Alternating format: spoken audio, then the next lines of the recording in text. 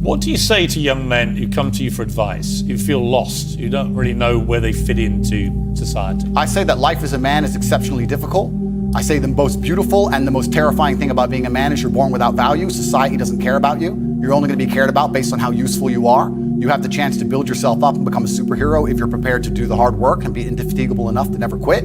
But if you're going to stand around and wait for a handout, nobody's going to ever respect you. And I think that a lot of people have forgotten about how difficult and how competitive it is as a man. We're always in constant competition with each other. And it's your duty as a man to stand up and say, I want to be as important and strong and good-hearted and God-fearing as possible, and I need to work hard to achieve those things. And the dangerous thing about overly emotional men is that they're dangerous. They're genuinely dangerous. This is what's crazy. All these people who talk about toxic masculinity and how bad it is for men to be traditionally masculine. A traditionally masculine man does things he doesn't feel like doing because it is his duty to do them. He charges into the building because it is his duty. Not because he feels like it, because it is his duty. We're now teaching the new generation of men that they don't have duty and they can just act on their feelings and act how they feel, and they don't have to act as a man should. Do you know what happens when you get men who just act how they feel?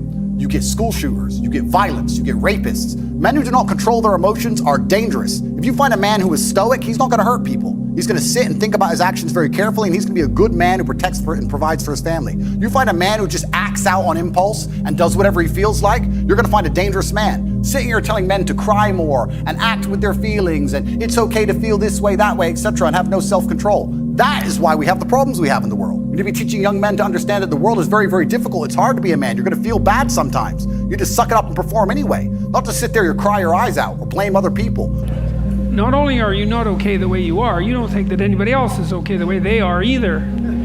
You don't think your children are okay the way they are. Like, you love them and all that, but you don't want them to stay 3 years old their entire life. You want them to expand and improve and become who they are. And so instead of telling young people that they're okay the way they are, I tell them that, and it's a terrible message for them if they're desperate and they're like not in good shape.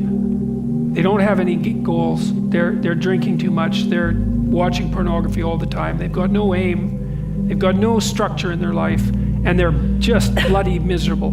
And the misery is twisting them into malevolence, because enough misery will absolutely do that to you. And then what are you going to do? And come along and say, well, you're okay the way you are? It's like, that's the last thing they want to hear. It's like, get your damn act together. You know, you got things to do, and they're going to be difficult. You do things that are useful to your fellow human beings, to the world. It's very hard to be useful. Very hard. If you can live a useful life, that is a good life. A life worth having lived. When you grow up, you tend to get told that the world is the way it is, and your life is just to live your life inside the world, try not to bash into the walls too much, try to have a nice family life, have fun, save a little money. But life, that's a very limited life. Life can be much broader once you discover one simple fact, and that is everything around you that you call life was made up by people that were no smarter than you. And you can change it. You can influence it. You can build your own things that other people can use. That's maybe the most important thing.